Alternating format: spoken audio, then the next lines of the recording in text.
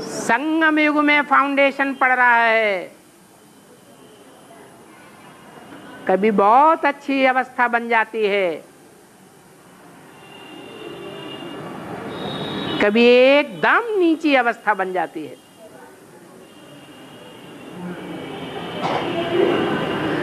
तो अभी संग के रंग से बहुत बचना है।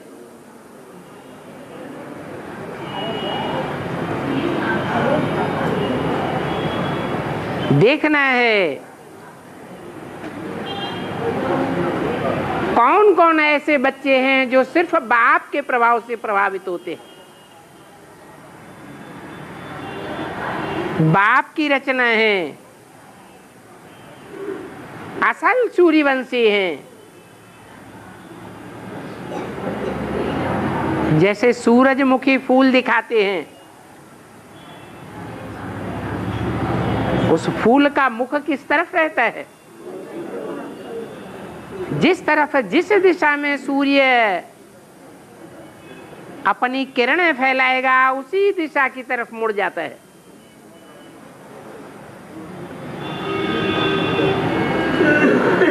तो ऐसे ही सूर्यवंशी बच्चे और किसी के प्रभाव से प्रभावित नहीं होते हैं।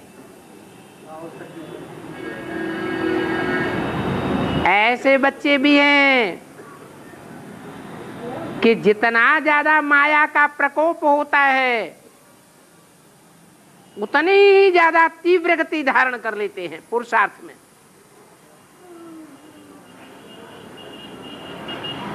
उनको क्या कहेंगे? कौन से वंश के कहेंगे? उनको सूर्यवंशी कहेंगे।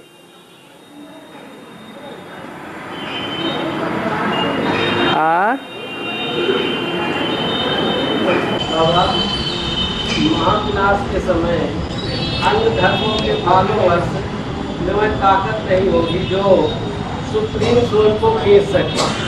वो तो सिर्फ वो गॉड फादर को याद करती है, जिसके कारण जड़ प्रकृति और जड़ जीव जंतु सभी में परमात्मा की याद समा जाती है और सब धर्म बनती है। जो सनातन धर्म की आत्माएं हैं, फॉलोअर्स हैं, वो साकार में निराकार को खींचती है, तो उनसे क्या लाभ मिलेगा?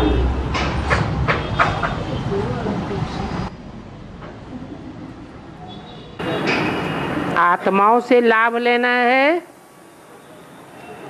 या परमपिता परमात्मा से लाभ लेना है?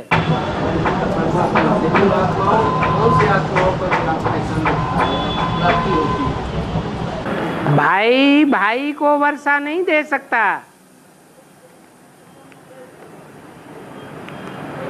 भाई से भाई को कोई वर्षा नहीं मिलता है। ये सुख शांति का वर्षा किससे मिलता है? एक बाप से वर्षा मिलता है। तो जो सूर्यवंशी बच्चे हैं वो सूर्य से ही रोशनी लेते हैं और कोई से ज्ञान की रोशनी नहीं लेते।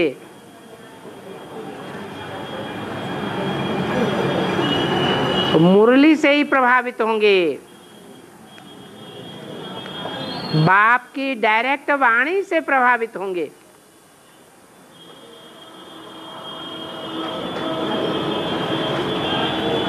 और इसे बताया ब्रह्मांड पूरा गोल है, तो शिव को है, शिव बाबा को किस दिशा किस दिशा तरफ को याद किया गया?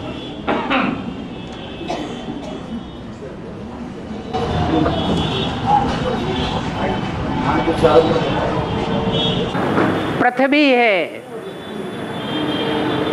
पृथ्वी के चारों ओर वायुमंडल है, वायुमंडल के चारों ओर स्पेस है, अर्थात आकाश ही आकाश है, और आकाश के चारों ओर परम धाम है। उसकी कोई सीमा नहीं। आकाश की भी सीमा है जो मनुष्य की जानकारी से परे है। अर्थात स्पेस की भी सीमा है। पृथ्वी के चारों ओर वायुमंडल की भी सीमा है, और पृथ्वी की तो सीमा है ही।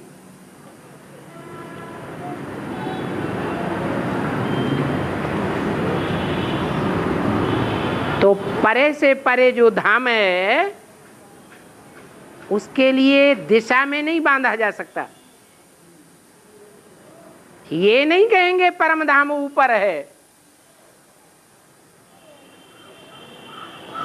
वो परे ते परे है।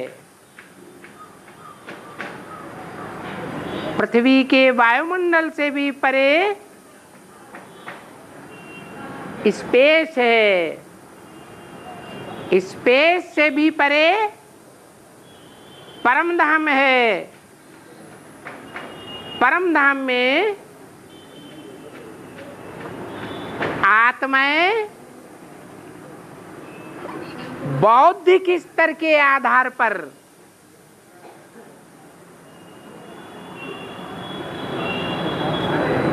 परे ते परे कही जाती है। परम पिता परमात्मा सभी से परे है, और उसको एक दिशा में नहीं बांध सकते।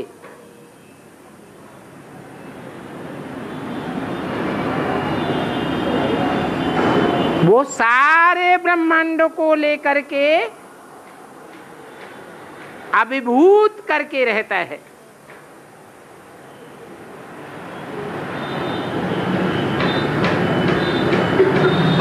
जैसे कि रंगमंच पर हीरो पार्टधारी सभी पार्टधारियों को अभिभूत करके रहता है,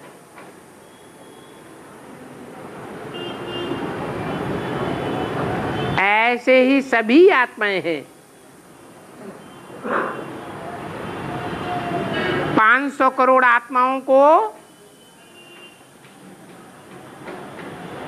अलग अलग धर्मों में पार्ट के अनुसार बांटा जा सकता है।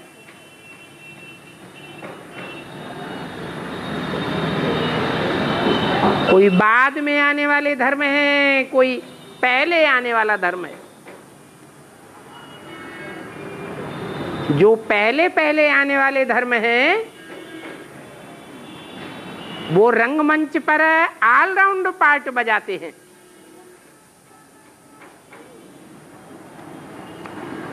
जो बाद में आने वाले धर्मावलंबी हैं वो पृथ्वी के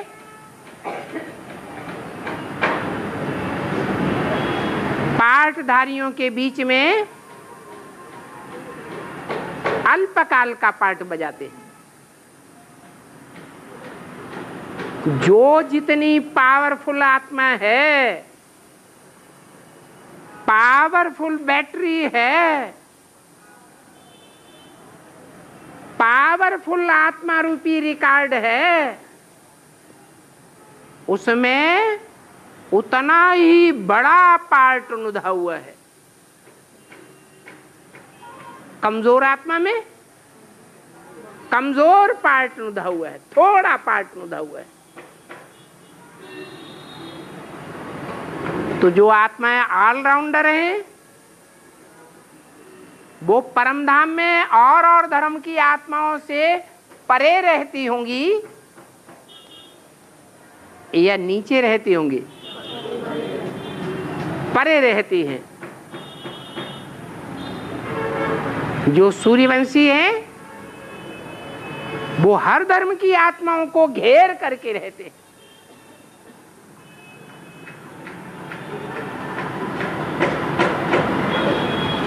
परमपिता परमात्मा से बस सबको घेर के रहता है, कोई उसके कंट्रोल से बाहर नहीं जा सकता। इसलिए मुरली में बोला सारी डोरी संगम युग में शिव बाबा के हाथ में है।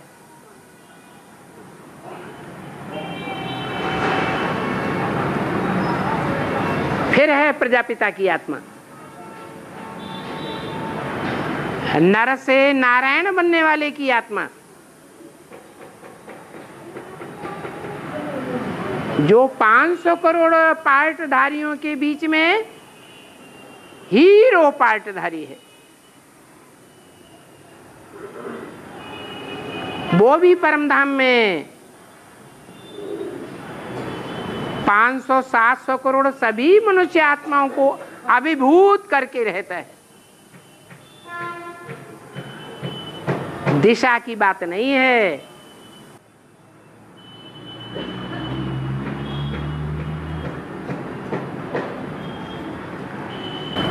ज्यादा से ज्यादा वायुमंडल को कंट्रोल करने की बात है।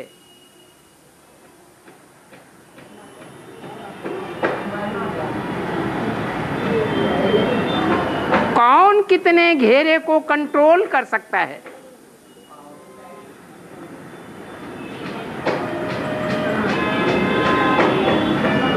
जैसे सेना में जो मार्शल होता है, कोई राजा के यहाँ सेनापति होता है, वो सारी मिलिट्री को अभिभूत करके रहता है।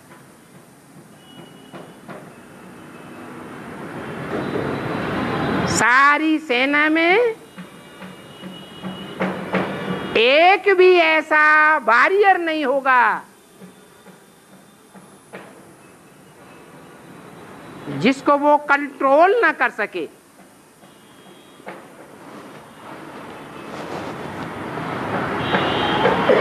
ऐसे ही 500-700 करोड़ मनुष्य आत्माओं की माला बनी हुई है। नीचे का मणका ऊपर वाले को कंट्रोल नहीं कर सकता।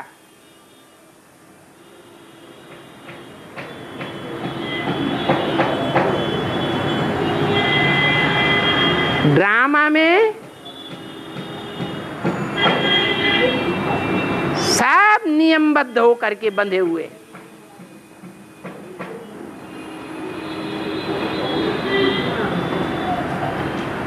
जैसे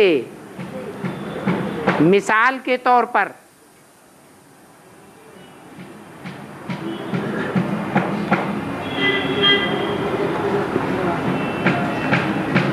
औरंगजेब सारे भारत का सम्राट था।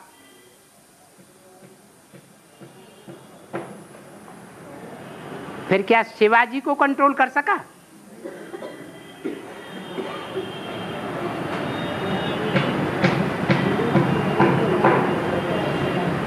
कर सका?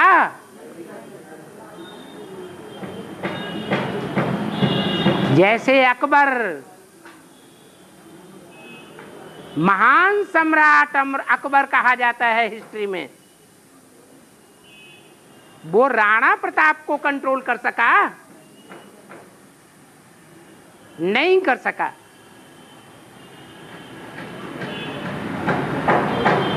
ऐसे ही हर धर्मावलंबियों के बीच में हीरो पार्टधारी हैं।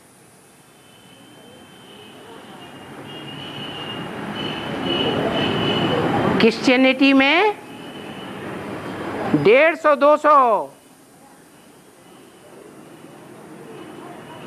क्रिश्चियंस हैं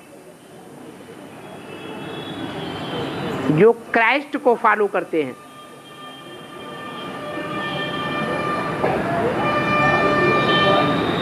एक भी क्रिश्चियंस में ऐसा पार्टधारी नहीं होगा जो कोई भी जन्म में क्राइस्ट वाली आत्मा को क्रॉस कर सके।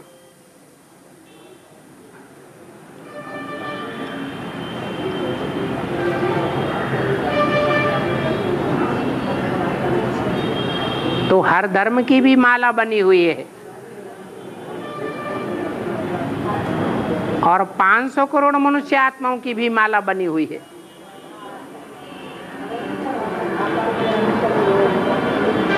माला में लेफ्टिस्ट मण के भी होते हैं, और राइटियस मणके भी होते हैं।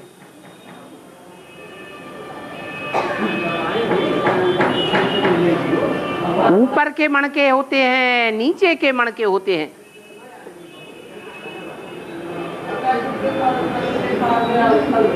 लेफ्टिस्ट बहुत पावरफुल होते हैं।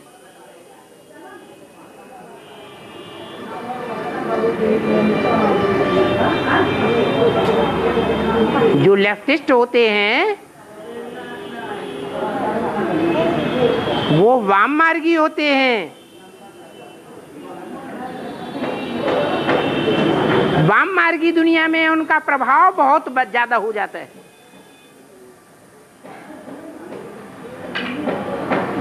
फिर भी कितना भी प्रभाव हो जाए,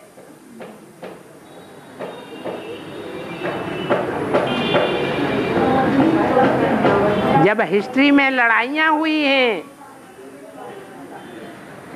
तो उन लड़ाइयों में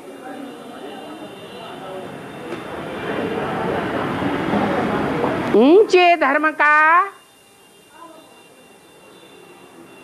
नीचे से नीचा योद्धा होगा।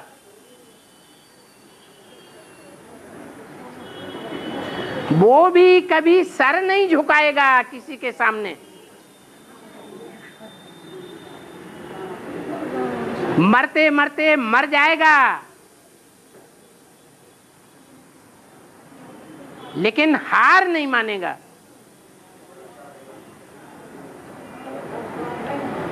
उसको झुक जाना कहेंगे।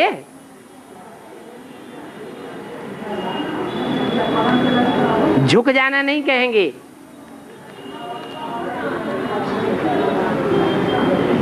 अंतमते सो गते हो जाती है।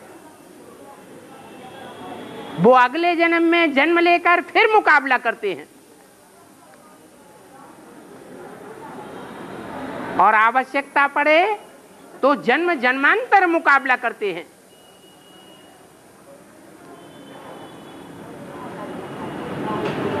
अपने को नीचा रखना उनके स्वभाव में ही नहीं है।